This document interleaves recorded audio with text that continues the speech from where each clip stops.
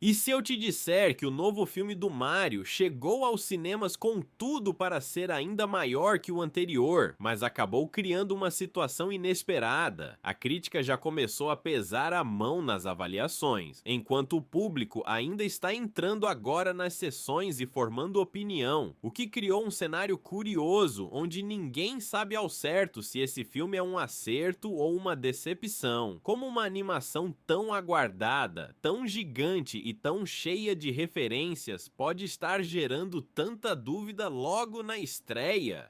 Fica comigo até o final, porque o que está acontecendo com esse filme é mais interessante do que parece e pode surpreender muita gente. Uh, yeah. Uh, yeah.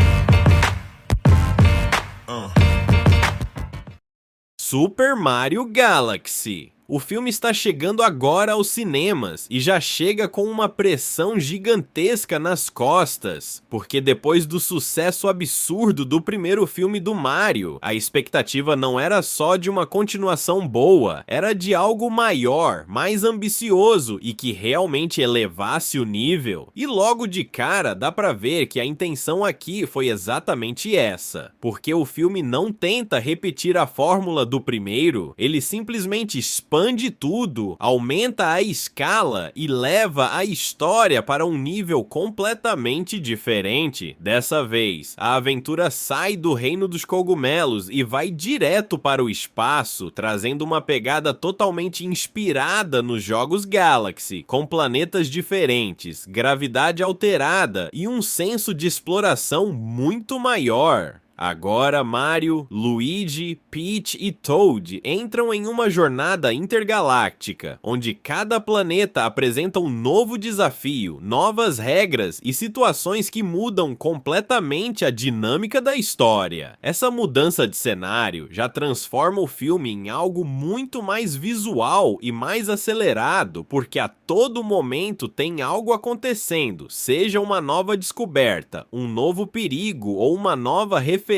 que aparece na tela. E falando em referências, esse é um dos pontos mais fortes e ao mesmo tempo mais polêmicos do filme, porque ele praticamente não para um segundo de entregar fanservice. Tem personagem clássico aparecendo, elementos conhecidos dos jogos sendo usados o tempo todo, e várias situações que claramente foram feitas para agradar quem já acompanha a franquia há anos. E nesse meio todo, o filme introduz uma personagem extremamente importante, a Rosalina, que traz um tom mais misterioso e ajuda a ampliar ainda mais o universo da história. Ela funciona quase como uma ponte entre o mundo mais simples do primeiro filme e essa nova escala cósmica que a continuação quer explorar. Ao mesmo tempo, o filme também dá mais espaço para o Bowser Jr., que aparece com um papel mais relevante e entra na história tentando provar seu valor dentro de um plano maior. E aqui começa um ponto importante, porque o filme decide dividir a narrativa em vários núcleos diferentes, acompanhando vários personagens ao mesmo tempo em histórias paralelas. Por um lado, isso aumenta muito a sensação de grandiosidade, porque parece que o universo está vivo e várias coisas estão acontecendo ao mesmo tempo, mas por outro lado, isso também acaba prejudicando o foco da história, já que o filme precisa ficar pulando de um núcleo para outro o tempo inteiro. E isso faz com que em alguns momentos a narrativa pareça corrida demais, como se não tivesse tempo suficiente para desenvolver melhor os personagens ou aprofundar as situações. Mesmo assim, não dá para negar que visualmente o filme é impressionante, com uma animação extremamente detalhada, cheia de cores vibrantes e cenários que realmente chamam a atenção. Cada planeta tem uma identidade própria, com ideias criativas, mudanças de gravidade e desafios únicos que deixam tudo mais dinâmico e interessante de assistir. É aquele tipo de filme que funciona muito bem no cinema justamente pelo espetáculo visual, pela movimentação constante e pela quantidade de informação acontecendo na tela. Só Só que é exatamente nesse ponto que começam as críticas mais fortes, porque enquanto o visual impressiona, a história não acompanha esse mesmo nível. Muitos críticos já estão apontando que o filme tem um roteiro fraco, superficial e sem um foco claro do começo ao fim. A sensação que fica para muita gente é que o filme funciona mais como uma sequência de momentos legais e referências do que como uma história bem estruturada.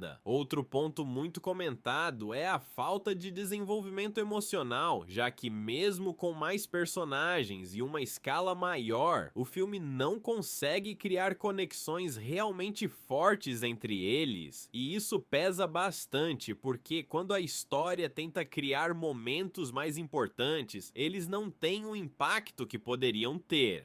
Por causa disso, a recepção da crítica está sendo mais negativa, com avaliações dizendo que o filme é bonito, divertido e cheio de energia, mas vazio quando analisado com mais profundidade. Agora, do lado do público, a situação ainda está se formando, porque o filme acabou de estrear e ainda não existe uma nota consolidada, mas mesmo assim já dá para perceber um padrão nas primeiras reações, porque muita gente está saindo do cinema satisfeita com a experiência, principalmente por causa do visual, da ação constante e do ritmo acelerado que fazem o filme ser divertido do começo ao fim. Só que ao mesmo tempo, também já começam a aparecer comentários de pessoas que sentiram exatamente os mesmos problemas que a crítica apontou, principalmente em relação à história corrida, ao excesso de coisas acontecendo e a falta de profundidade nos personagens. E isso cria um cenário bem interessante, porque o filme está naquele ponto onde pode agradar muito quem quer só entretenimento, mas decepcionar quem esperava algo mais elaborado. Ou seja, ele pode acabar seguindo o mesmo caminho do primeiro, sendo mais bem recebido pelo público do que pela crítica, mesmo com defeitos claros. No fim das contas, Super Mario Galaxy.